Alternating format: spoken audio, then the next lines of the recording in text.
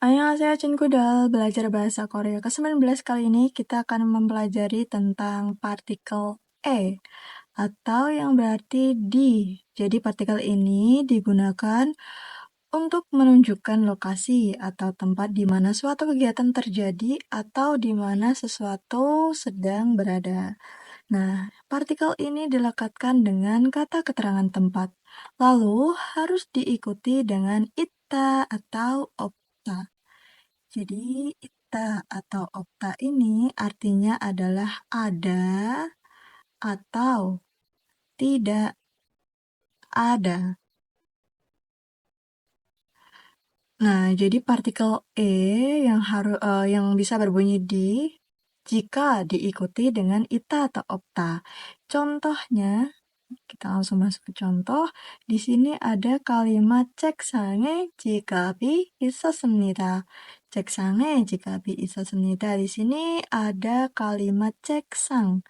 Ceksang di sini itu artinya adalah meja ya teman-teman.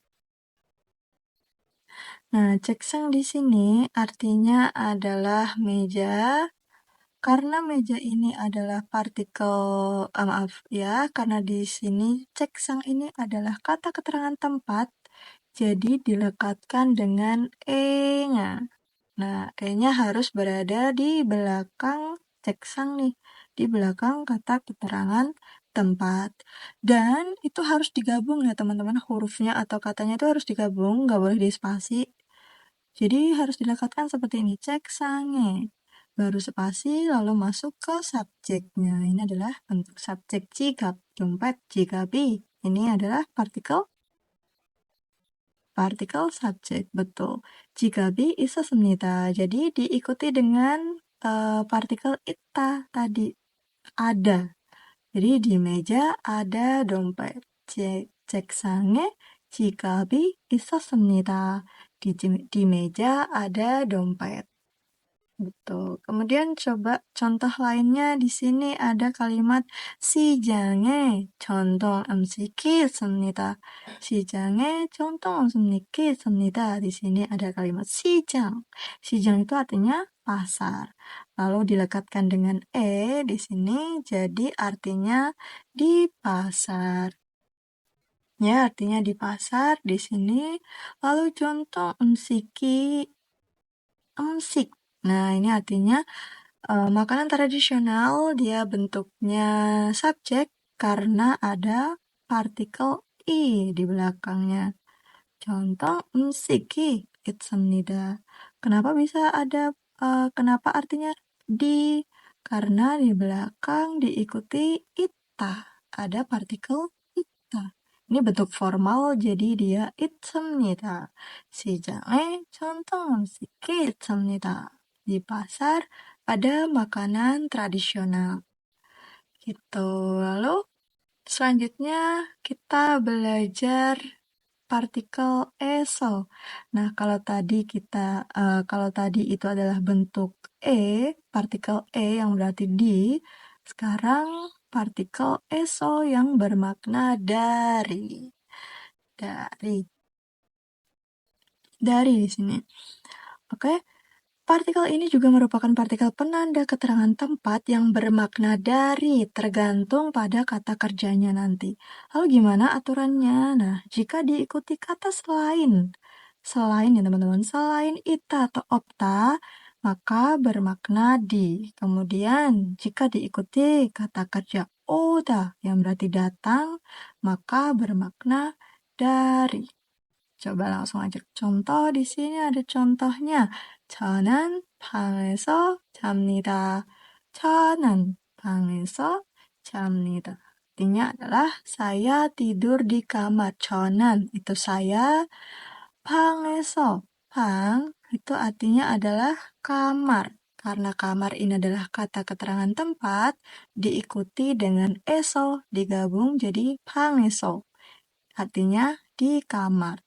Lalu ada kata kerja 잡니다.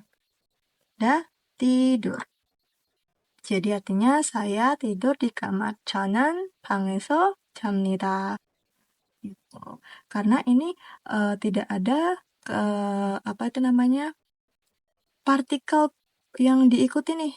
Cuman ada kata kerja aja, nggak ada partikel ita atau opta ataupun oda. Jadi artinya di, bukan dari. Kemudian contoh lainnya, di sini ada 성진시는 인도네시아에서 옵니다. 성진시는 인도네시아에서 옵니다. Di sini Songjin itu bukan saya ya teman-teman, ini adalah salah pengetikan. Seperti biasa aku sering salah menuliskan. Jadi ini artinya adalah Songjin. Maaf, aku tulis begini aja deh. Songjin.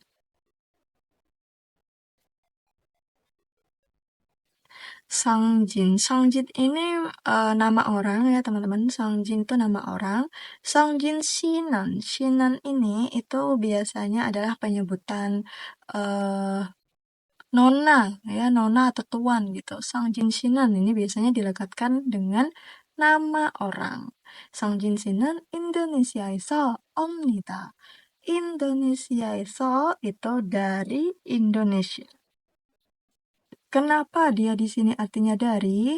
Karena kalimatnya diikuti dengan omnida, oda. Nah, tadi kalau dia diikuti partikel eso ini diikuti dengan kata oda, berarti artinya dari. Oda ini datang. Jadi, Songjin Sinan Indonesia에서 옵니다. Songjin datang dari Indonesia. Gitu. Cukup simpel ya teman-teman. Antara partikel E dan